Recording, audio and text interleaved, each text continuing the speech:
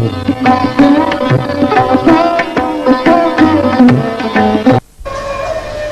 हम जीवन के उस संगीत को छेड़ रहे हैं जो जीवन का आधार है, जो जिंदगी का आधार है, जो दुनिया का आधार है। इस जीवन का प्रारंभ स्वयं से है, तो इसका समापन गुरु से है, ईश्वर से है, उस ब्रह्म से है। और एक अदने से आदमी की छलांग जब गुरु तक पहुंचती है, जब ईश्वर तक पहुंचती है, तो उसकी यात्रा अपने आप में पूर्ण हो जाती है। और इसीलिए शास्त्रों में जहां साधक को, शिष्य को प्रेमिका कहा गया है, पत्नी कहा गया है, स्त्री कहा गया है, वहां पर गुरु को पुरुष कहा गया है, प्रेमी कहा गया है, पिव कहा गया है। और यह घटना और ये संबंध किसी प्रकार से अश्लील नहीं है, किसी प्रकार से इनमें कोई गंदगी नहीं है, कोई न्यूनता नहीं है, क्योंकि जीवन की पूर्णता तो कोमलता और मधुरता से ही आ सकती है। और कोमलता और मधुरता केवल स्त्री में हो सकती है, पुरुष में नहीं। पुरुष तो अपने आप में अत्यंत कठोर होता है, पौरुष होता है, ताकतवान होता है, साहसी होता है, दृढ़ होता है, चट्टान की तरह मजबूत होता है। और जहां स्त्री और पुरुष की तुलना करते हैं, तो पुरुष में जहां बुद्धि पक्ष बहुत प्रबल होता है, वहां स्त्री में केवल हृदय पक्ष ही हृदय पक्ष होता है। बुद्धि पक्ष बहुत गौण होता है।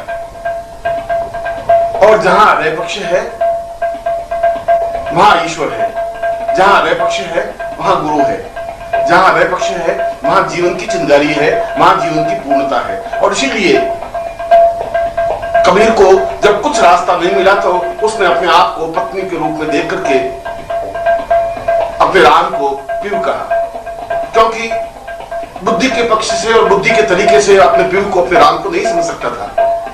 बुद्धि बीच में तर्क करने लग जाती थी, और यह तर्क उसके और राम के बीच में, उसके और ब्रह्म के बीच में बहुत बड़ी बाधाएं पैदा कर रहा था। इसलिए कबीर ने कहा कि मैं तो उस ब्रह्म की लुगाई हूं और वह मेरा पीर है, और मैं 24 घंटे विरहिणी की तरह पिव पिव रट रहा हूं, और अवश्य ही मुझे उससे भेंट होगी ही, क्योंकि मेरी आंखों में उदासी है, मेरी आंखों में एक इंतजार है, मेरी आंखों में एक घटना है, एक बिंब है। और यही स्थिति सूर की हुई, यही स्थिति मीरा की हुई, यही स्थिति चैतन्य की हुई, यही स्थिति सूर की हुई, तुलसी की हुई। जिन लोगों ने भी ईश्वर के पास जाने की कोशिश की, जिन लोगों ने भी उसे आत्मसात करने की कोशिश की, वहां उन्होंने हृदय पक्ष को आगे रखा ही। और जहां हृदय पक्ष है वही जीवन की पूर्णता है, वही जीवन की श्रेष्ठता है। और यह हृदय पक्ष पुरुष बनकर के प्राप्त नहीं किया जा सकता। पुरुष में हृदय पक्ष है मगर अत्यंत कम, जहां स्त्री हृदय पक्ष में प्रधान रूप से सिक्त होती है। और इसीलिए इन साधकों ने, इन योगियों ने, इन सन्यासियों ने अपने आप को स्त्री के रूप में समझा, एक विरहिणी के रूप में समझा, जिंदगी की चिंगारी के रूप में समझा, जिसके माध्यम से वह अपने पिता से मिल सके, अपने प्रभु से मिल सके, अपने ईश्वर से मिल सके। क्योंकि यह एक ऐसी प्यास है जो बुझ नहीं सकती। वह तो केवल पिव के बिना बुझ ही नहीं सकती। पिव बिन बुझे न प्यास, बिना प्रीतम के यह प्यास कैसे बुझ सकती है? जो मुझे ज्ञान की एक पिपासा है, जो मुझे साधना की एक प्यास है, एक तड़फ है, एक बेचैनी है, और जब तक मुझे साधना पूर्ण रूप से प्राप्त नहीं हो जाएगी, जब तक मैं पूर्ण रूप से सिक्त नहीं हो जाऊंगा, तब तक वह प्यास कैसे बुझ सकती है? और अगर बीच में प्यास बुझ गई तो फिर जीवन का कोई मकसद नहीं रहेगा, फिर जीवन की पूर्णता नहीं हो पाएगी, फिर हम जहां पहुंचना चाहें वहां नहीं पहुंच सकते। क्योंकि मेरे पहुंचने का लक्ष्य, एक साधक का पहुंचने का लक्ष्य गुरु के चरणों में अपने आप को लीन करने की क्रिया है। और जहां मैं गुरु शब्द का प्रयोग कर रहा हूं, वहां पर उस ब्रह्म शब्द का प्रयोग कर रहा हूं, उस ईश्वर शब्द का प्रयोग कर रहा हूं। क्योंकि गुरु अपने आप में कोई शरीर नहीं होता, कोई नाम नहीं होता। गुरु का मतलब है ज्ञान की चेतना, गुरु की मतलब होता है पूर्णता। गुरु का तात्पर्य है जीवन की सर्वश्रेष्ठता, जो सब कुछ दे दे, जो सब कुछ पूर्ण कर दे, जो अपने आप को उसे एक कण से आकाश बना दे, जो एक मामूली से भाप को बादल का टुकड़ा बना दे, गंगोत्री बना दे, वह गुरु, जिसका रूप परिवर्तित कर दे, अपने आप को एक चिंगारी दे दे। और इसीलिए तो शास्त्रों ने गुरु ब्रह्मा, गुरु विष्णु, गुरु देवो महेश्वर कहा। खाली ब्रह्मा ही नहीं, निर्माण करता ही नहीं, पालन करता भी, संहार करता भी। वह उसके जीवन की न्यूनताओं का संहार भी करता है गुरु, और उसके जीवन का निर्माण भी करता है विष्णु की तरह, और पालन भी करता है। इसलिए तो उच्च कोटि के उपनिषदों में, वह चाहे तैत्तिरीय उपनिषद हो, चाहे मांडुक्य उपनिषद हो, और वह चाहे शिष्योपनिषद हो, चाहे दुर्लभोपनिषद हो, इन सभी उपनिषदों में ऋषि ने अपने आप को एक प्रेमिका के रूप में खड़ा अनुभव किया है, और अनुभव किया है कि अपने हृदय पक्ष को पूर्ण रूप से बिछा करके, अपने आप को पूर्ण रूप से स्थापित करके वह उसे प्राप्त करना चाहता है, जो उसके जीवन की एक इच्छा है, जो उसके जीवन की एक तड़प है, जो उसके जीवन की एक बेचैनी है। क्योंकि वह यह समझता है कि उसके बिना यह मेरा दिल नहीं रह पाएगा, रुकेगा नहीं। क्योंकि मैं इसको चाहे कितना ही समझाऊं, मगर समझाने से मेरा दिल नहीं मानता, और अगर मान भी लिया तो फिर वो दिल नहीं है, वह तो एक पत्थर का टुकड़ा है, फिर वह एक लोहे का एक सोडा है। उस मांसपिंड से कुछ नहीं हो सकता।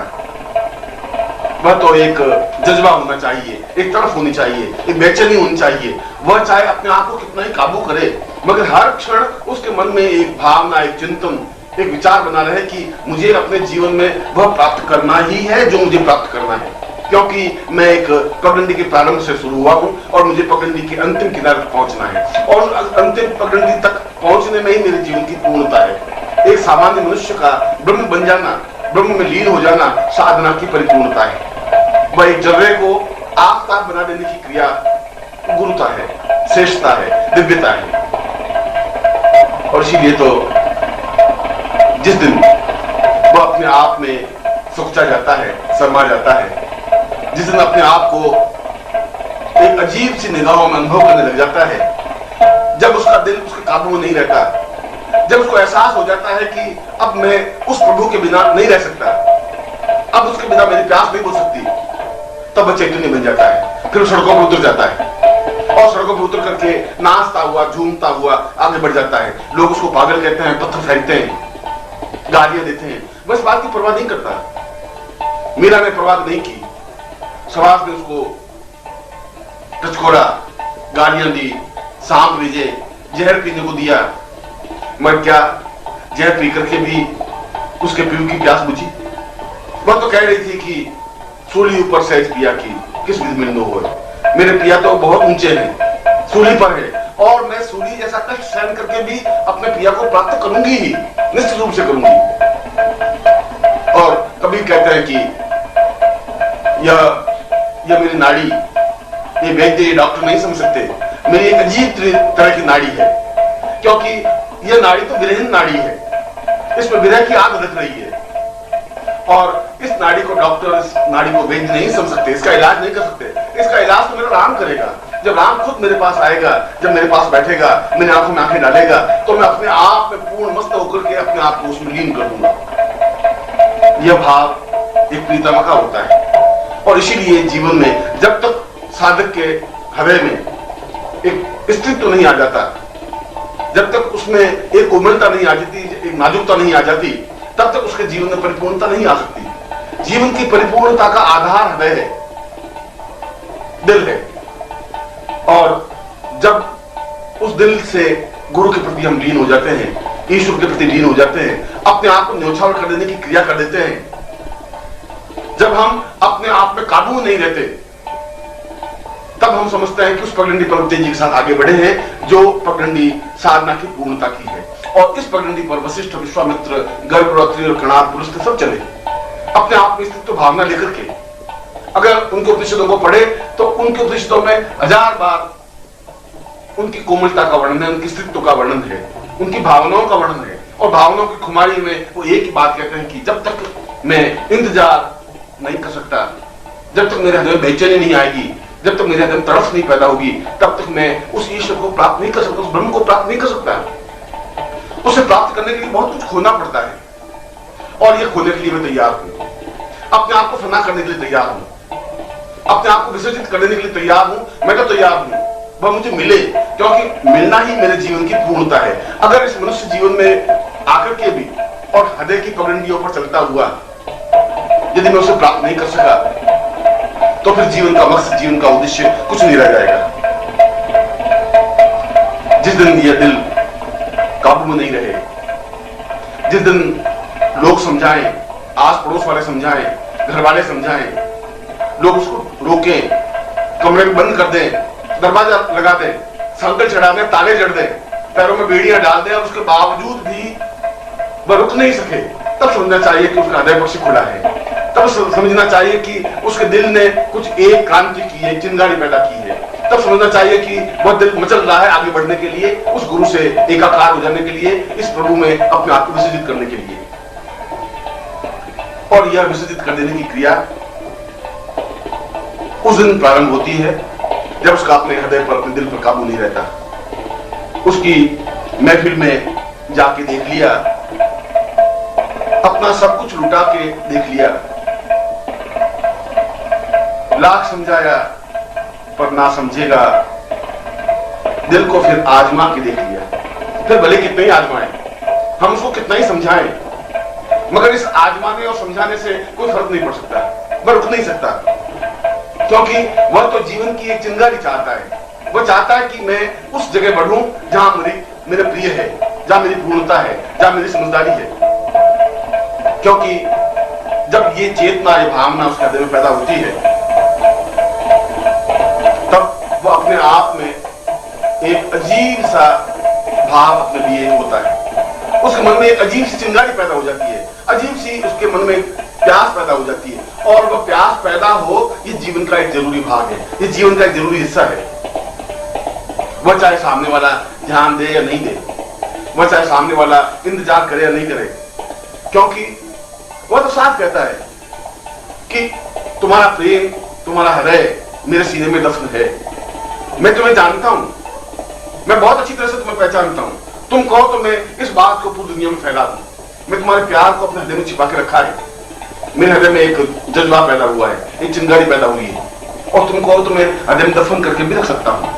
यह हो सकता है कि मैं सड़कों पर उतर सकता हूं, खंजरी बजाते हुए, नाचते हुए, झूमते हुए, अपने आप को मस्त करते हुए, और यह भी हो सकता है कि मैं सिमट करके रह जाऊं। दोनों रास्ते खुले हैं, जैसा तुम चाहोगे वैसा मैं कर लूंगा। दफन कर सकता हूं सीने में तुम्हारे राज, और तुम चाहो तो इन्हें अफसाना बना सकता हूं। तुम चाहो तो इसको सड़कों पे उतार सकता हूं। तुम चाहो तो तुम्हारे मिलने की जो प्यास है, इसको मैं गलियों में, कूचों में फैला सकता हूं, बता सकता हूं। मगर आवश्यक इस बात की है कि मैं चाहूं या नहीं चाहूं, ये जरूरी नहीं है। जरूरी यह है कि तुम चाहते हो नहीं चाहते हो। अगर तुम चाहते हो कि मैं एक मस्ती के साथ इस जीवन को व्यतीत करूं, अगर तुम चाहते हो कि मैं एक नया रंग अपनी जिंदगी में भरूं, यदि ऐसा चाहते हो तो मैं ऐसा तैयार हूं। मुझे इस बात की कोई शिकायत नहीं है कि मैं अगर नाचता हूं, तुम्हारे प्यार में पागल हो जाता हूं, अपने आप में झूम जाता हूं, और तुम ध्यान दो या नहीं दो, इस बात का मुझे कोई अफसोस नहीं है, इस बात की कोई शिकायत नहीं है। मैं इस बात की चिंता नहीं करता कि तुम मुझे देखते भी हो नहीं देखते हो। मेरा कर्तव्य, मेरा धर्म इस पगडंडी पर बढ़ना है।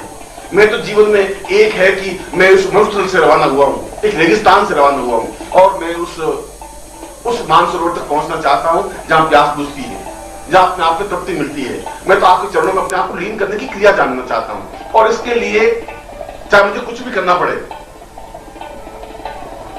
इस बात की मुझे कोई गम नहीं है, इस बात का मुझे कोई अफसोस नहीं है, इस बात की मुझे कोई चिंता नहीं है कि तुम कितना मेरे ऊपर ध्यान देते हो या नहीं देते हो। तुम बेवफा हो सकते हो, मुझे इस बात की कोई गम अफसोस है भी नहीं। कुछ तुम्हारे लिए आंखों में छुपा रखा है, कुछ तुम्हारे लिए आंखों में छुपा रखा है। देख लो और न देखो तो कोई शिकायत नहीं है। किसी प्रकार का मेरे मन में कोई डिफरेंस नहीं है, कोई भेद नहीं है। मैं इस बात की चिंता नहीं करता। मैं तो एक बात की चिंता करता हूं कि मैं अपनी पगडंडी पर बढ़ रहा हूं। मैं तो एक बात का विचार करता हूं कि मुझे तो आगे बढ़ना है और आगे बढ़ना है, और एक झलक तुम्हारी देखी है। एक बार मैंने तुम्हें एहसास किया है, एक बार मैंने मंत्र जाप किया, तुम मेरे सामने खड़े हुए हो। एक बार मैंने तुम्हारे उस चेहरे को अपनी आंखों के सामने देखा है। फिर बड़ी जिंदगी मुझे मिला या नहीं मिला, या दिखाई दिया या नहीं दिखाई दिया, इस बात का मुझे अफसोस नहीं है। मगर जो उस दिन देखा वह प्यास जगी, वह प्यास अब तक बुझी नहीं, और वह प्यास बुझ भी नहीं सकती, क्योंकि उस एक छोटे से दृश्य में कि तुम एक झलक के लिए आए और दिखा के चले गए अपनी झलक, उसने मुझे अलमस्त कर दिया, पागल बना दिया, बेसुध बना दिया। आज तो कर दिया साकी ने मुझे मस्त अलमस्त, डालकर खास निगाहें मेरे पैमाने में, खास निगाहें देखी, खास तरीके से तुमने देखा और मैं अलमस्त हो गया। अब मुझे इस दुनिया की परवाह भी नहीं है। इस बात की मुझे चिंता नहीं है कि दुनिया क्या कहेगी क्या नहीं कहेगी। इस बात की मुझे चिंता नहीं है कि अगर ये मीडिया डालती है या नहीं डालती है, मुझे रोकती है कि नहीं रोकती है, मैं इस बात की परवाह नहीं करता। मुझे तो एक उस दृश्य, एक बिंब को वापस देखना चाहता हूं। मैं ऐसा कोई कांटा नहीं हूं जो किसी के पैरों में चुभूं।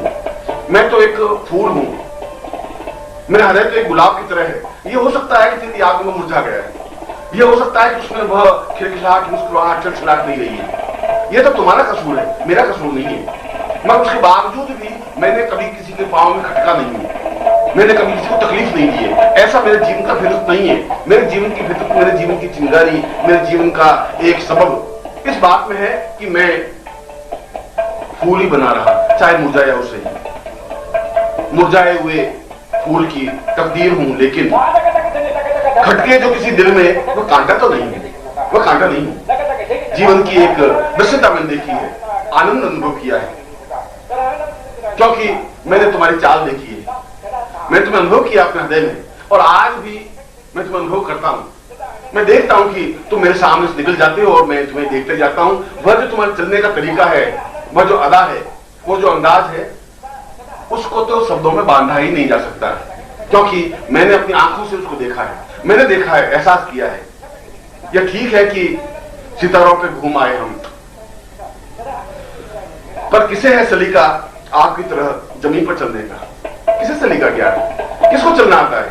चलने का एक अंदाज है, एक बयान है, एक छलछलाहट है, और उस अंदाज को मैंने देखा है तब तो हो गया, देखा है, और वो अंदाज आज तक मेरी आंखों में ज्यों करके बसा हुआ है। मैंने चाहे सितारों पर घुमा, चाहे ऊंच कोटि की साधना की, चाहे मैंने सब कुछ देखा, पर देखना अपने आप में व्यर्थ हो गया जिस दिन मैं तुम्हें चलता हुआ देखा, जिस दिन तुम मेरे सामने से निकले। मगर मैं किसी भी हालत में जब निश्चय कर लिया है कि मैं इस जीवन में ही तुम्हें पाऊंगा, ही हर हालत में तुम्हें पाऊंगा, तो पाकर के रहूंगा, क्योंकि बिना तुम्हें पाए मेरी प्यास बुझेगी भी नहीं, और मर भी गया तो अगले जीवन में भी मेरी प्यास तो ज्यों की त्यों रहेगी। ये जिद है मेरे मन में, एक जिद सी बन गई है कि मैं जिंदा रहूंगा, हर हालत में जिंदा रहूंगा, और चाहे तुम मुझे कितना जुल्म करो, चाहे कितनी गाली दो, चाहे मेरे पर प्रहार करो, चाहे तुम मुझे नहीं मिलो, चाहे तुम कितनी मुझे भूलने की कोशिश करो, मगर इसने भी जिद बांध, अगर तुमने जिद बांध रखी है नहीं आने की, तो इसने भी जिद बांध रखी है जिंदा रहने की। यो तो बहुत है तरीके मरने के दोस्तों, कुछ जिद सी हो गई है कि जिंदा रहेंगे हम, कुछ जिद सी हो गई, देखा जाएगा। अब देखते हैं, एक तरफ तुम हो कि नहीं आते हो, एक तरफ मैं हूं कि जिंदा रहूंगा, और जिंदा रह करके तुम्हें दिखा दूंगा कि मैं तुम्हें पाकर के ही रहूंगा, क्योंकि बिना पाए प्यास बुझेगी नहीं, और बिना प्यास बुझेगी उससे मैं मरूंगा नहीं। मगर इसके लिए तुम्हें परेशान होने की जरूरत नहीं है, इसके लिए तुम्हें दुखी होने की जरूरत नहीं है। तुम अपना काम करो, मैं अपना काम कर रहा हूं। मैं एक उस रास्ते से बढ़ रहा हूं, एक तुम्हारा नाम लेता हुआ, होठों पे तुम्हारा नाम उच्चारण करता हुआ, मैं अपनी अलमस्ती में, मैं अपनी जिद में, अपनी रोह में बढ़ा जा रहा हूं, और तुम उस भूलने के ख्यालों में, वो भुला देने के ख्यालों में अपने आप की जिंदगी को बसर करते जा रहे हो और तुम्हें परेशान होने की जरूरत नहीं है। तुम परेशान हो, वादे कर्म न करो, आने की बार बार मुझे मत कहो। तुम परेशान न हो, वादे कर्म न करो, और कुछ देर पुकारूंगा, चला जाऊंगा, फिर वापस आऊंगा, फिर तुम्हें पुकारूंगा, फिर आवाज दूंगा, फिर वापस चला जाऊंगा। मगर किसी न किसी दिन तो ऐसा होगा ही कि मैं तुम्हें पुकारूंगा, तुम्हें आना पड़ेगा। ऐसा हो ही नहीं सकता कि पूरी जिंदगी ऐसी बीत जाए।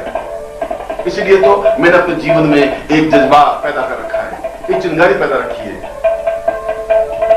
मुझे इस बात का कोई दस्तूर ज्ञात नहीं है, मुझे यहाँ के रीति रिवाज मालूम नहीं है, मुझे तुम्हारी साधना का पता नहीं है, मुझे इस बात का भी ज्ञान नहीं है कि मुझे कैसी साधना करनी है, किस प्रकार से साधना करनी है। मुझे इस बात का हौस नहीं है कि मैं कौन सा मंत्र जाप करूं। मैं तो केवल बहक रहा हूं एक अजीब सी खुमारी में। मैं तो बहक रहा हूं तुम्हारा नाम लेकर के, और ना मुझे उस दस्तूर को समझना है, उस रिवाज को समझना नहीं है। मैं उस रिवाजों के रीति बंदी में नहीं बनना चाहता, मुझे इसकी जरूरत भी नहीं है। कैद पीने में नहीं, पीकर बहकना जुर्म है। कैद पीने में नहीं, पीकर बहकना जुर्म है।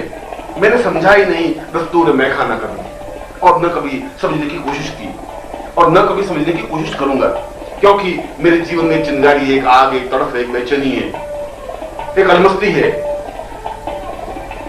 मैं तो उस एक क्षण के लिए पागल हूं जिस क्षण तुम मेरे सामने से आए थे, मेरी जिंदगी में से गुजरे, आए और चले गए।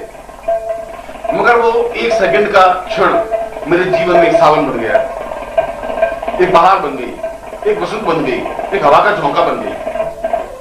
इस तरह गुजरे तेरे प्यार में जो क्षण गुजरे, तपती दोपहर में जैसे कोई सावन गुजरे।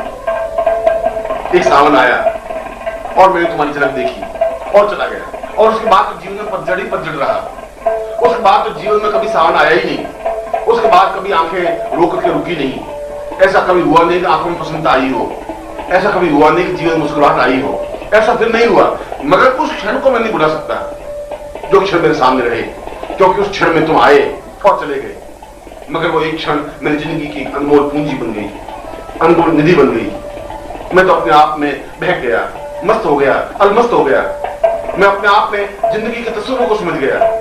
मैंने एहसास कर लिया कि वास्तव में तुम्हारा जिंदगी और तुम्हारा जीवन में आना अपने आप में एक मस्ती है, एक आलम है। और मैंने निश्चय किया कि जब तुम्हें पाना ही है तो फिर पाना ही है, जब तुम्हें एहसास करना ही है तो फिर एहसास करना ही है, जब तुम्हें अपने गले से लगाना है तो गले से लगाना ही है। पंखुड़ी पर तुम्हें सलाम लिखा, फूल पर फूल का ही नाम लिखा। सुबह मांगी तो दिखाया चेहरा, और बिखरा के जुल्फें शाम लिखा। उसने आराम से जरा हंसकर सबके आराम को हराम लिखा। भीड़ पर उसने उठाकर घूंघट, कितना मासूम कत्लेआम लिखा।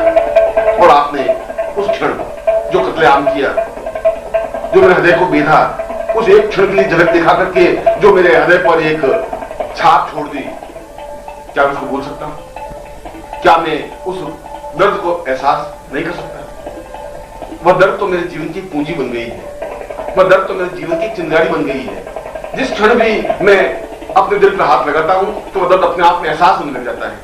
ऐसा लगता है कि जैसे अभी अभी जख्म भरा हुआ है, अभी लगता है कि तुम आए हो, अभी ऐसा लगा है कि मैं तुम्हें देखा है, तुम्हें अनुभव किया है, अपने प्राणों में देखा है, और तुम जान करके भी अनजान बने रहते हो। ऐसा लगता है कि तुमने कुछ देखा ही नहीं। मैं तुम्हारी सादगी पर तो अपने आप में पागल हूं। यही तो जीवन की एक चिंगारी है कि अगर तुम सब कुछ समझते और समझाने का भाव रखते तब तो मुझे कोई दुख भी नहीं होता है। पर दुख इस बात का हो रहा है कि तुम सब कुछ समझ रहे हो और ना समझने का भाव रख रहे हो। एक सादगी पर कौन कैसे रुकेगा? मुझे जिंदगी की दुआ देने वालों, मुझे जिंदगी की दुआ देने वाले, हंसी आ रही है तेरी सादगी पर। मुझे एहसास हो रहा है कि तुम इतने ना समझ, इतने भोले कैसे हो। मुझे समझ नहीं आ रहा कि तुम इस बात को क्यों नहीं समझ पा रहे हो। और ये बात भी सही है कि तुम्हारी वजह से मैं जिंदा भी हूं। ये बात भी सही है कि जिंदा रहने का मैंने एक एहसास किया है, जीने के सहारे मुझे मिले हैं, और उन सहारों के भरोसे में जिंदा हूं, क्योंकि तुम्हारी याद मेरे पास है। उस याद की डोर पकड़ करके मैं आज तक बढ़ा जा रहा हूं और जिंदगी पर बढ़ूंगा। हर क्षण मैं अपने जीवन की पूर्णता को प्राप्त करूंगा। मैं उस जगह पहुंचूंगा जहां तुम हो। मगर इस जिंदगी को समाप्त करने भी सैकड़ों इशारे मुझे मिले हैं जहां मैं समाप्त हो सकूं। मेरे लिए तो जिंदगी में दोनों तरफ बने हैं, दोनों अजानू बने हैं। जीने के अगर चंद सहारे भी मिले हैं तो जान से जाने के इशारे भी मिले हैं। जीने के अगर चंद सहारे भी मिले हैं तो जान से जाने के इशारे भी मिले हैं, और मैं जान से जा नहीं सकता। मैं अपनी जिंदगी को इस प्रकार से गुमराह नहीं कर सकता, क्योंकि मैंने अपनी जिंदगी में एक निश्चय, एक ध्येय, एक मकसद एहसास किया है। मैंने एहसास किया है कि मुझे अपनी जिंदगी में तुम्हें पाना है और मैं तुम्हें पाकर के रहूंगा ही। क्योंकि जो नदी में छलांग लगा देते हैं, जो समुद्र में कूद जाते हैं, उनको किनारे मिलते हैं। ऐसा कई बार हुआ है कि किनारे नहीं मिले। इस बात का कोई अफसोस नहीं है, कोई गम नहीं है, और मुझे अपने आप में कॉन्फिडेंस है, मुझे अपने आप में विश्वास है कि मुझे किनारा मिलेगा। मुझे तो मिलेगा ही, मैं तुम्हारे पास पहुंचूंगा ही, मैं तुम्हारे चरणों में अपना सिर रखूंगा ही, मैं अपने सीने को तुम्हारे सीने से लगाऊंगा ही। यह तो सभी डूब जाते हैं। डूबना अपने आप में कोई बहुत महानता नहीं है। तूफान में सभी डूब तो जाते नहीं अख्तर, तूफान में सभी डूब तो जाते नहीं अख्तर। कुछ लोगों को तूफान में किनारे भी मिले हैं, और मैं ऐसे ही बिरले लोगों में से हूं। मैं उन सौभाग्यशाली लोगों में से हूं। मुझे अपने आप में गुरूर है, अपने आप में विश्वास है कि मैं इस भंवर जाल में अगर कूदा हूं, समुद्र तूफान में कूदा हूं, तो मुझे जिंदगी का किनारा मिलेगा, मुझे मिलन का किनारा मिलेगा। मैं जो कुछ चाहता हूं मुझे प्राप्त होगा, क्योंकि मैं चाहे किसी प्रकार से उस समुद्र में कूदूं, डूबूं, उतराऊं, लहरों से जूझूं, मैं चाहे कुछ भी करूं, इस बात का कोई अफसोस, कोई गम नहीं है। मगर हर बार मैं किनारे पर जरूर आऊंगा। मैं आऊंगा, फिर तुमसे मिलूंगा। यह जुदाई तो फकत है सांस का एक वक्फा, एक लम्हा है, सांस का एक टुकड़ा है। यह जुदाई तो फकत है सांस का एक लम्हा। मेरे महबूब, न घबराओ, मैं फिर आऊंगा। तुम्हें घबराने की जरूरत नहीं है। तुम्हें जुदाई सहन नहीं होती है तो नहीं होती है, मगर मैं इस जुदाई की डोर के सहारे तुम्हारे तक पहुंचूंगा। हर हालत में तुम्हारे तक पहुंच करके मैं तुमसे मिलूंगा। मैं तुम्हारा हाथ थामूंगा, मैं तुम्हारे चरणों में झुकूंगा। मैं अपने आप में तुमसे वह सब कुछ मिलूंगा, चाहूंगा, प्राप्त करूंगा जो मेरी जीवन की इच्छा है। यह अलग बात है कि मेरे जीवन की प्यास बुझी नहीं। यह अलग बात है कि मुझे एक बार जो तुम्हारा दर्श मिला, मुझे एक बार जो चिंगारी मिली, जो एक बार मंत्र मिला, जो एक बार एहसास हुआ, जो तुम्हारी आहट सुनी, वह आज तक मेरे सीने में याद है। यद्यपि यह दिल बहुत नाजुक है और मेरे दिल को थोड़ी सी ठेस भी अपने आप में बहुत बड़ी ठेस एहसास की जाती है, मगर फिर भी इसने इस जुदाई को, इस विरह की चोट को भी सहन किया है। इस बात का मुझे अफसोस नहीं है, इस बात का मुझे गर्व है। इस बात पर मैं फख्र करता हूं, इस बात पर मैं एहसास करता हूं कि वास्तव में ही मैंने तुम्हारी जुदाई को सहन किया है। दिल तो एक काट की चूड़ी से भी नाजुक है। किस तरह इतनी बड़ी चोट को सह सका ये मैं जानता हूं, और मैं जानता हूं कि मैंने इस चोट को सहन किया है। मैं जानता हूं कि मैं इससे भी बड़ी चोट को सहन कर सकता हूं। ये तो तुम्हारी मेरी रस्साकसी है, तुम्हारी मेरी जिद है, ये तुम्हारे मेरे बीच का एक फासला है। तुम अपनी जिद पर डटे हुए हो कि तुम नहीं आओगे। हर बार तुमने वादा किया आने का, हर बार तुमने उस वादे को तोड़ा है। वादा तोड़ने का तुम्हारा एक अदा है, और मेरी भी जिद है कि मैं इस वादे तोड़ने वाले के ऊपर एतबार करूं। हर बार तुम वादा तोड़ोगे, हर बार मैं तुम पर एतबार करूंगा, और इस एतबार के सहारे ही तुम्हें पाऊंगा भी, निश्चित रूप से पाऊंगा। तो मैं तो ये जानता हूं कि तूने जो मुझे प्यास दी है वो प्यास मुझे ही नहीं। हर क्षण में इस प्यास में तड़पता हुआ आगे बढ़ता रहूं, हर क्षण में इंतजार की इस प्यास में डूबता हुआ चला जाऊं। हर क्षण में एहसास करूं कि मुझे तुमसे मिलना है, और इस तुम्हारे और मेरे खेल में मिलता ही क्या है। यह तो बिछुड़ना है और दर्द सहन करना है। दर्द सहन करना है, और उस दर्द सहन करने में भी एक मस्ती लेनी है, एक आनंद लेना है, क्योंकि इसके पार जो कुछ है वो अपने आप में अद्वितीय है, वो अपने आप में परिपूर्ण है। जब भी जिस दिन मैं आपके करीब आया, आपके करीब आने की कोशिश की, तो मैं समझ रहा था कि मौत मेरे करीब है, क्योंकि तुम्हारे करीब होने का मतलब है मौत के करीब होना। तुम मिलोगे नहीं और तुम्हारी दर्द, तुम्हारी बेचैनी, तुम्हारी छटपटाहट मैं झेलूंगा, और वह ये छटपटाहट, ये बेचैनी, ये तकलीफ मौत ही तो है। यह हर बार वियोग और विरह के में अंदर जलना मौत से ज्यादा दुखदाई है। आप जिनके करीब होते हैं वो बड़े खुश नसीब होते हैं। जब तबीयत किसी पे आती है, मौत के दिन करीब होते हैं, और जब तबीयत तुम पे आई तब मैं एहसास कर लिया था, तभी मैंने सोच लिया था कि मौत मेरे बहुत पास में आवाज कर रही है। क्योंकि तुम जिनके करीब होंगे वहां विरह होगा, तुम जिनके नजदीक जाओगे वहां बेचैनी होगी, वहां तड़प होगी। जुल्म सहकर जो उफ नहीं करते, जुल्म सहकर भी जो उफ नहीं करते, उनके दिल भी अजीब होते हैं। वो बड़े खुश नसीब होते हैं आप जिनके करीब होते हैं। और फिर तुम्हारे मेरे बीच जो एक नाता बना है, जो एक संबंध बना है, जो एक रिश्ता बना है, उसमें और मिलेगा भी क्या? इस विरह और इन आंसुओं के अलावा उसमें है भी क्या? आंसू से बातें लिखी होंगी, उच्छ्वासों के पन्ने लिखे होंगे, शिशकियों के इसमें दिन और रात होंगे। इसमें कुछ नहीं मिलता है, बस इस बात का एहसास है कि हम खुश नसीब है कि आप मेरे करीब हैं। इश्क में और कुछ नहीं मिलता, सैकड़ों गम नसीब होते हैं, वो बड़े खुश नसीब होते हैं आप जिनके करीब होते हैं। इस दृष्टि से तो मैं बड़ा खुश नसीब हूं कि लोग एहसास करते हैं कि आप मेरे करीब हैं, क्योंकि मुझ में एक पागलपन है, एक बेचैनी है, एक छटपटाहट है, हर क्षण एक प्यास है कि मैं तुमसे मिलने के लिए आतुर हूं। हर क्षण मेरे मन में एक चिंतन, एक भावना है कि मैं तुमसे मिलूं और आपसे मिलकर के अपने आप को समाप्त कर दूं। मैं तो चाहता हूं कि जहां आप आए मैं अपने हृदय को बिछा दूं, दिल को बिछा दूं। ऐसा नहीं हो जाए कि आप आए और आपके पांवों को ठोकर लग जाए। ऐसा नहीं हो कि आप आए और आपको किसी प्रकार का जर्द हो जाए, वो तकलीफ हो जाए। मैं ऐसा चाहता भी नहीं। मैं तो आपको कोमल और फूल से भी ज्यादा कोमल समझता हूं।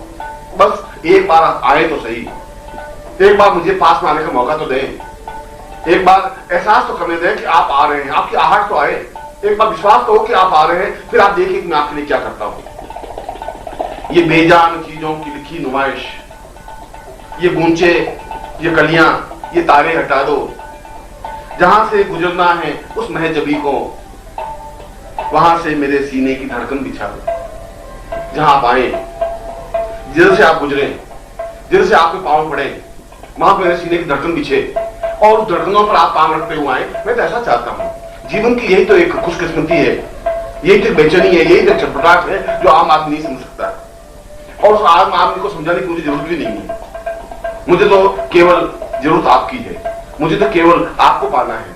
मैं तो एक बार इस इम्तिहान को दे देना चाहता हूं कि आप मना करें और उसके बावजूद भी आप मुझे अपनाने के लिए तैयार हो जाएं और मुझे अपनाएं, सीने से लगा दें, अपने आप को मुझसे भेंट कर दें, अपने आप को न्योछावर कर दें। जीवन इस बात का प्रमाण नहीं है कि हम सांस ले रहे हैं। जीवन इस बात का भी प्रमाण नहीं है कि हमने जीवन में क्या सिद्धियां प्राप्त की। जीवन इस बात का प्रमाण है कि हमने जो जीवन का लक्ष्य बनाया था वह हमें प्राप्त हुआ या नहीं हुआ। और हमारा लक्ष्य आपको प्राप्त करना है। हमारा लक्ष्य आपके चरणों में अपने आप को समर्पित कर देना है, मिटा देना है। हमारा लक्ष्य तो आप हैं और केवल आप। इसके बीच में साधनाएं हैं, मंत्र है, तंत्र है, योग है, दर्शन है, मीमांसा है, भजन है, कीर्तन है, जो कुछ भी है वो कोई भी सहारा लूंगा। और उस सहारा लेने में यदि लोग मुझे पागल कहें तो मैं पागल बनने को तैयार हूं। लोग मुझे दीवाना कहें तो मैं दीवाना बनने को तैयार हूं। लोग मुझे जिस नाम से भी पुकारें, मुझे इस बात का कोई अफसोस नहीं है, कोई गम नहीं है। मुझे इस बात का कोई विचार नहीं है कि लोग मुझे क्या कहते हैं, क्यों कहते हैं। ये हो सकता है कि मैं मर जाऊं, हो सकता है इंतजार करते करते क्षण ऐसा भी आए कि मैं समाप्त हो जाऊं, क्योंकि आपकी तरह तो है नहीं। मौत तो कहेगी और आएगी जरूर। ये तो आपकी एक अदा है कि आप कहें और नहीं आए। आप कहें और नहीं आए, ये आपकी एक चिंतन है, आपका विचार है। मौत तो जब कहेगी मैं आऊंगी तो आ ही जाती है। तुम न आओगे तो मरने की है 100 तरकीबें। अगर तुम न आओगे तो मरने की है 100 तरकीबें। मौत तुम्हारी तरह तो नहीं कि बुलाए और न आए। हम बुलाएंगे, मौत तो आ जाएगी, मगर मौत से पहले एक बार इन आंखों की प्यास बुझनी आवश्यक है। एक बार इन आंखों को तृप्ति मिलनी आवश्यक है। एक बार ये आंखें आपको देख लेना चाहती हैं। इसलिए मरते समय भी मैं एक ही बात उस कंधे ढोने वाले को, उस लाश ढोने वाले को, उस चिता पे आग लगाने वाले को कहूंगा कि तुम मुझे जरूर जला देना, मगर मेरी आंखें निकाल कर रख देना। हो सकता है कि बाद में वो आए, जरूर आएगा। उस समय ऐसा नहीं हो कि वो लौट जाए, मेरी आंखें उस समय उसको देखें। ये तो मैं चाहता हूं, ये तो मेरी इच्छा है, ये तो मेरी भावना है, ये तो मेरा चिंतन है। क्योंकि मैंने जीवन में एक एक घूंट जहर पिया है। हर क्षण उस बेरह की, उस तड़प, उस बेचैनी की घूंट को मैंने एहसास किया है। उस जहर को पिया है और शान से पिया है, अदा से पिया है, मस्ती के साथ पिया है। मैंने इस बात का अफसोस नहीं किया कि ये जहर पी रहा हूं। मेरे चेहरे पर कोई कड़वाहट नहीं आई, मुस्कुराते हुए जहर पिया है। बढ़ती चली गई उम्र हर एक घूंट पर हमने पिया है जहर भी इतने कमाल से। ये कमाल है मेरा कि मैंने आपको याद किया है और उस विरह और उस बेचैनी को एहसास किया है, और कहने के बावजूद भी, एहसास करने के बावजूद भी चेहरे पर मुस्कुराहट रखी है। बहुत कठिन है। लोगों ने मुझे पागल कहा है और उसके बावजूद भी मैं मुस्कुराता हुआ रहा हूं। बहुत कठिन है, मगर मैंने इस कठिनाई को भी पार किया है।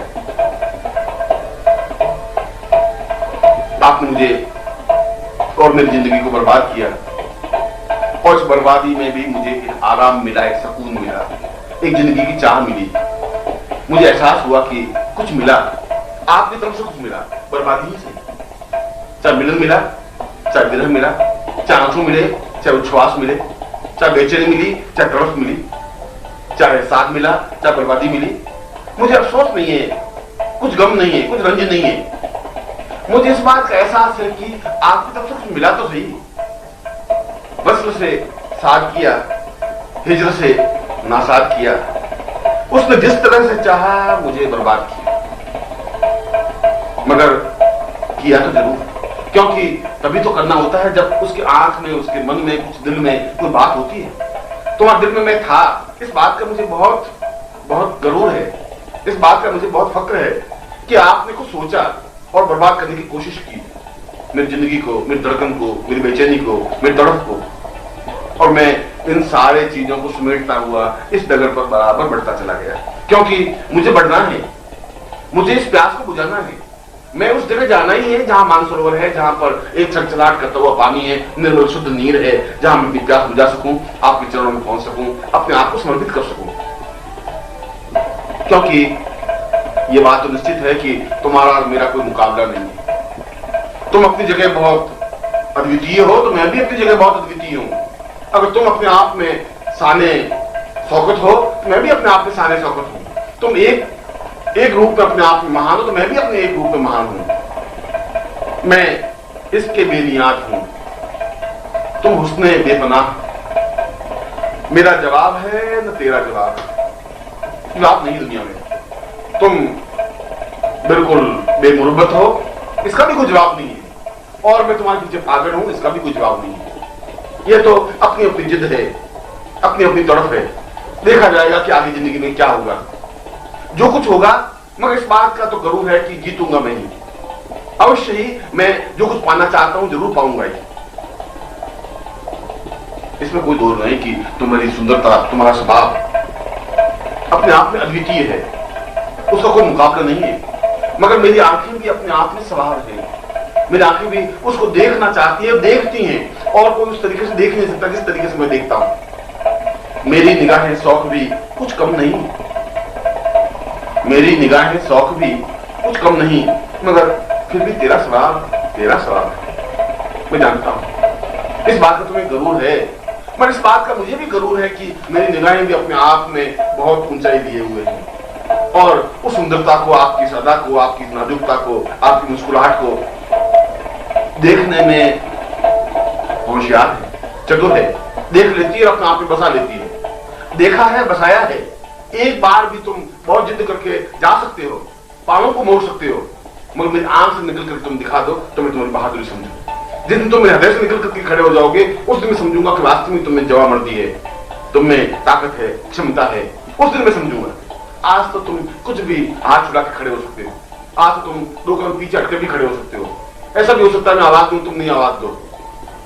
ऐसा भी हो सकता है मैं तुम्हें बुलाऊं, तुम नहीं बुलाओ। इस बात में कोई महानता नहीं है, इस बात में कोई ताकत नहीं है, इस बात में कोई गरूर नहीं है। इस बात में गरूर है कि तुम मेरे दिल से निकल कर दिखा दो। उस दिन मैं तुम्हें समझ लूंगा कि वास्तव में तुम्हें ताकत है, क्षमता है। जिस तुम मेरी आंख से निकल कर दिखा दोगे, उस दिन मैं तुम्हें अपना समझ लूंगा कि वास्तव में तुम में मुझसे ज्यादा कुर्बत है। और ये बात भी सही है कि मैंने तुम्हें चाहा और तुम मुझे मिले, और जब भी मैं तुम्हें चाहूंगा तुम्हें मिलना ही पड़ेगा, क्योंकि यह फितरत ही ऐसी है। एक तरफ से कुछ हो ही नहीं सकता, दोनों और प्यार फैलता है। सखी, दीपक जलता है तो पतंग भी जलता है। अगर दिया जलेगा तो पतंग जरूर जलेगा। ऐसा हो नहीं सकता कि दिया जले और पतंग नहीं जले। ऐसा हो नहीं सकता पतंग अपने आप को विसर्जित करे और दिया जले ही नहीं। ये तो दोनों और बराबरी की एक मुठभेड़ है, बराबरी की चाल है, बराबरी की तरकीब है। काम आखिर जज्बाए बेख्तियार आ ही गया। दिल कुछ इस तरह से तड़फा, तुम्हें प्यार आ ही गया। कि दिल इस तरह से तड़फेगा, बेचैन होगा, चटकार होगी, आंख में आंसू आएंगे और तुम्हें मुझे याद करना ही पड़ेगा। यहां अगर कांटा गड़ेगा तो वहां तुम्हें दर्द जरूर होगा। ऐसा हो नहीं सकता कि मैं यहां बेचैन हूं और तुम्हें आराम मिल जाए, सुकून मिल जाए। ऐसा नहीं हो सकता, ऐसा संभव नहीं है। ऐसा हो नहीं सकता कि मेरे आंख से आंसू ढुलके और तुम मुस्कुरा सको। ऐसा हो नहीं सकता कि मैं तड़फ के रह जाऊं और तुम खड़े खड़े टुकड़ टुकड़ ताकते रह जाओ। ऐसा नहीं हो सकता। ये जीवन का एक चिंतन बन ही नहीं सकता। ये तो बराबरी का खेल है, साधक और गुरु का, एक भक्त और भगवान का बराबरी का संबंध है। दोनों अपनी जगह बराबर हैं। तुम अपनी जगह बहुत ताकतवान हो तो मैं भी अपनी जगह बहुत ताकतवान हूं। तुमने निश्चय कर लिया है कि मैं इस शिष्य को अपने आप में समर्पित नहीं होने दूंगा, तो मैंने भी निश्चय कर लिया कि मैं तुम्हारे चरणों में अपने आप को लीन करके दिखाई दूंगा। और जिस दिन मैं लीन हो जाऊंगा, उस दिन मुझे फक्र होगा, उस दिन मुझे गरूर होगा, उस दिन मुझे गर्व होगा। उस दिन मैं एहसास करूंगा कि मैंने कुछ किया है। ये बात अलग है कि जिस दिन मैं तुम्हें देखा था और एक लम्हे के लिए देखा था, 1 मिनट के लिए तुम्हें देखा था और देखने के बाद वापस देखना नसीब नहीं हुआ। इस बात का कोई गम नहीं है, कोई अफसोस नहीं है। नहीं मिले, नहीं मिले, और मगर उस एक क्षण में आपको देखा और वो याद अपने आप में जिंदगी भर के लिए बन गई। जिंदगी भर एहसास कर लिया कि कोई है जो अपने आप में अद्वितीय है, जिसका मुकाबला दुनिया में नहीं हो सकता, जिसकी चाल, जिसकी बोलने की अदा, जिसके चलने की तरकीब, जो कहने की बात करने का सलीका जो तुम में है, वो दूसरों में हो ही नहीं सकता। इसलिए तो तुम्हें मैंने अपनी आंखों में बिठाया है, और आंखों में बिठाया और होश नहीं रहा, होश रह भी नहीं सकता। उसके बाद मेरे पांव जमीन पर बराबर पड़े नहीं। उसके बाद मैं सोचता कुछ हूं, करता कुछ हूं। मैं चलता हूं और चलते चलते रुक जाता हूं, रुकते रुकते चलने लग जाता हूं। मैं बात करते करते एकदम हंसने लग जाता हूं, हंसते हंसते एकदम रुक जाता हूं। क्योंकि जब होश नहीं है तो फिर अपने आप पे मेरा काबू भी नहीं है। कभी उन मधुरी आंखों से पिया था एक जाम, आज तक होश नहीं, होश नहीं, होश नहीं, और मैं होश में रहना भी नहीं चाहता। अब मैं वापस उस दुनिया में नहीं आना चाहता, अब मैं वापस उस वेदना में नहीं आना चाहता, मैं उस अफसोस में नहीं आना चाहता। मैं नहीं चाहता हूं कि जहां इतनी गंदगी है, जहां इतनी गलीजपन है, जहां इतना घटियापन है, वापस खड़ा रह सकूं। मैं तो अगर नहीं होश में हूं और तो मैं डूबा हुआ हूं, तो ये अपने आप में मेरी कुव्वत है, मेरी एहसास है, मेरे जीवन की पूर्णता है। क्योंकि मेरे लिए तो मंत्र और तंत्र और योग और दर्शन और मीमांसा केवल आप में है। मैंने मंत्र को कभी सीखा ही नहीं, मुझे गायत्री मंत्र का ज्ञान है, न काली मंत्र का ज्ञान है, और न बगलामुखी मंत्र को मैं जानता हूं। न मैंने कभी ईश्वर को याद किया है, न किसी छिन्नमस्ता को याद किया है, न खुदा को याद किया है। मैंने तुम्हें देखा, तुम्हें खुदा समझा है। तुम मेरे खुदा हो, इसके अलावा और खुदा हो भी क्या सकता है? हम खुदा के तो कभी कायम न थे। तुम्हें देखा तो खुदा याद आया, तुम्हें देखा तो एहसास हुआ कि खुदा ऐसा ही होता होगा, ऐसा ही ईश्वर होता होगा। क्योंकि जो ईश्वर की वर्णन उपनिषदों में किया है, वेदों में किया है, जो शास्त्रों में पुराणों में किया, वो अपने आप में अद्वितीय किया है।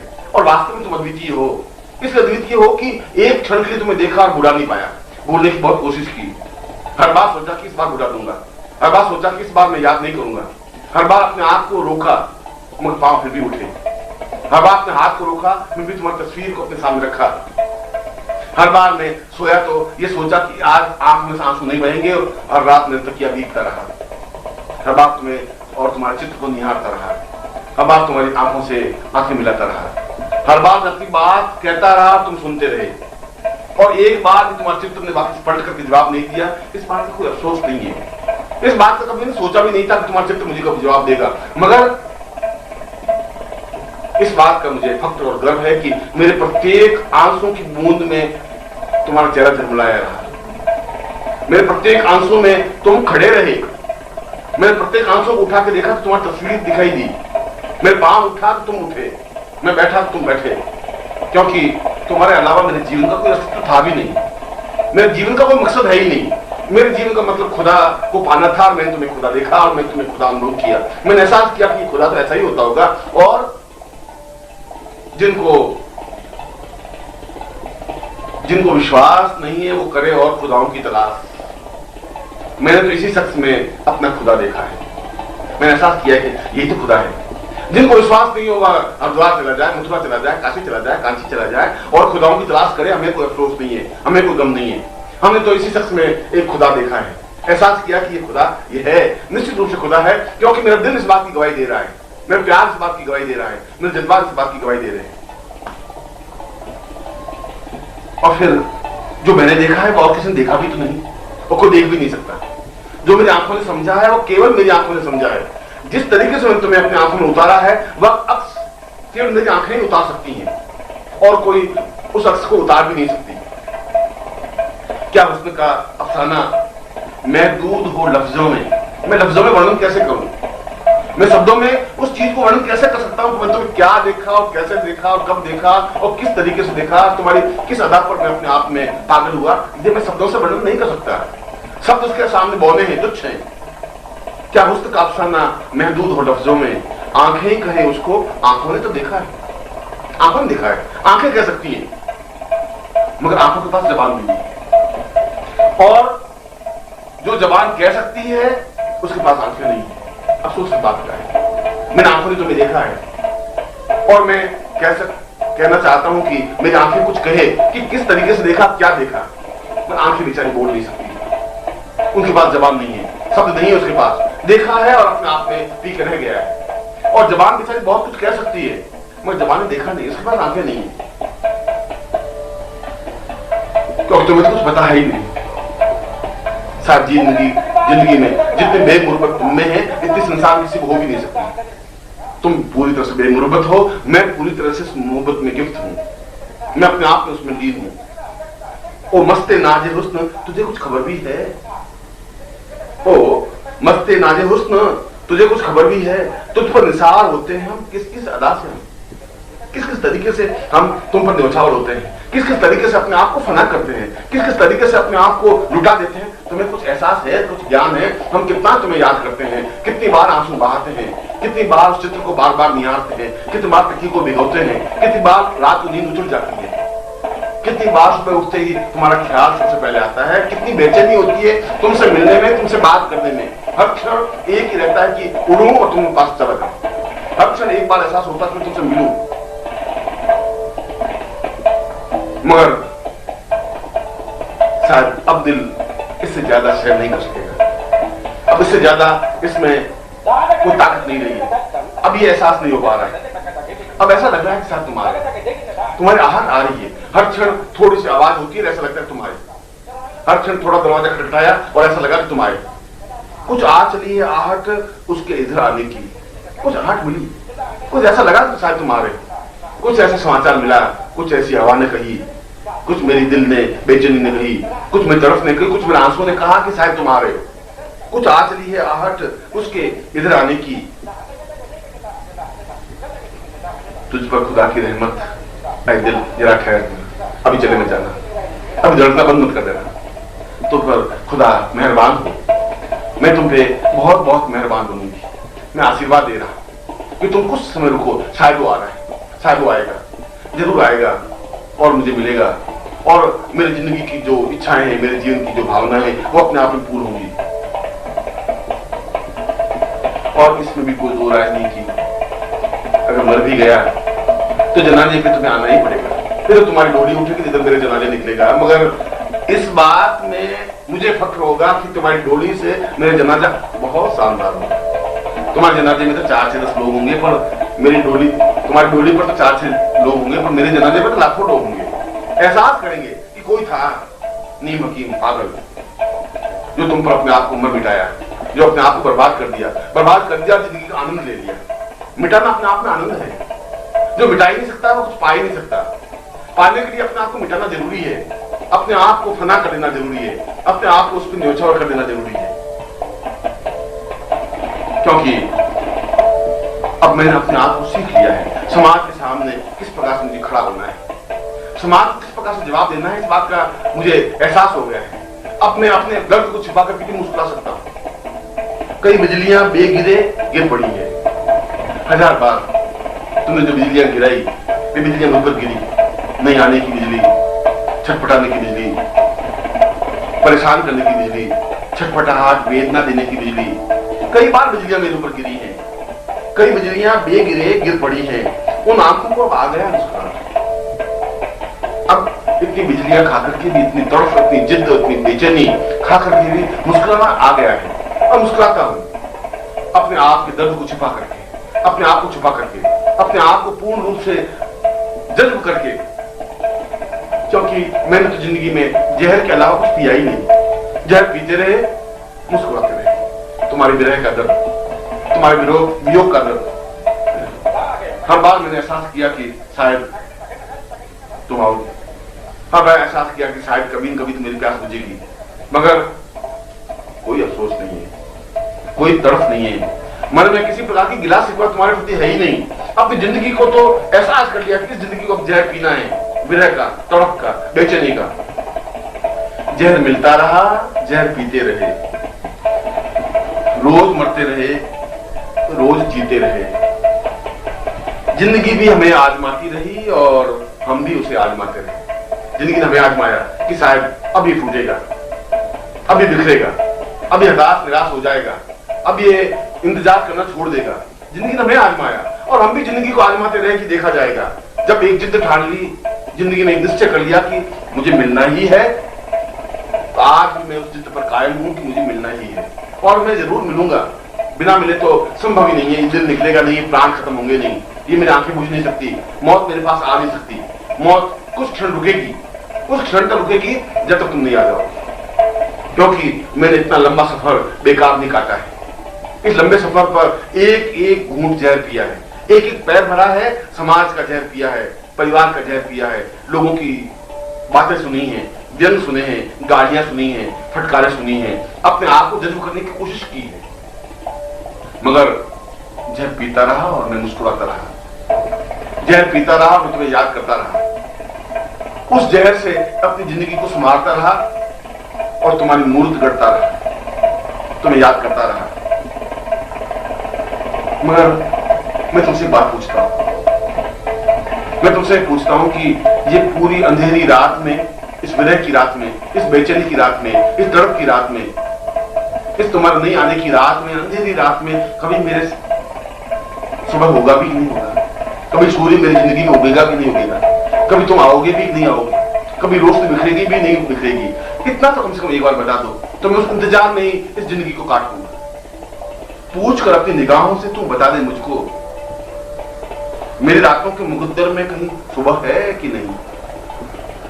और यदि है तो फिर मुझे कोई अफसोस नहीं है, कोई गम नहीं है। इसमें कोई दो राय नहीं कि तुम्हारे शान के काबिल मैं नहीं हूं। यह बात तो निश्चित रूप से है कि तुम बहुत शानदार हो और मैं बहुत खादिम छोटा सा हूं, मगर हूं जरूर, मिटा नहीं हूं, समाप्त नहीं हुआ हूं। आपके चाहने वालों में ही अदना खादिम हूं। आपकी शान के बराबर न सही है तो सही। और जिस दिन आप आए, मेरी आंख केवल आपके दीदार को तरस रही है। लबो रुखसार को तरसती है, जिस्म के प्यार को तरसती है। आप दिल के करीब हैं लेकिन आंख दीदार को तरसती है। आप दिल के करीब हैं, इस बात को मैं एहसास करता हूं, मगर अब मैं क्या करूं? मैं तो आपको देखना चाहता हूं, आपका दीदार चाहता हूं, और मैं चाहता हूं कि मैं अपनी जिंदगी में प्यास बुझा सकूं, क्योंकि बिना पीऊ के तो प्यास बुझेगी नहीं, और जब तक प्यास बुझेगी नहीं तब तक मेरी जिंदगी समाप्त होगी नहीं। और जिस दिन तुम मिल जाओगे उस दिन मेरे जीवन को तृप्ति मिल जाएगी, उस दिन जीवन को पूर्णता मिल जाएगी, उस दिन मेरी साधना संपन्न हो जाएगी, उस दिन मैं सिद्ध बन सकूंगा, उस दिन प्रभु से एकाकार हो सकूंगा। और ऐसा हो, मैं ऐसा ही आपको आशीर्वाद दे रहा हूं।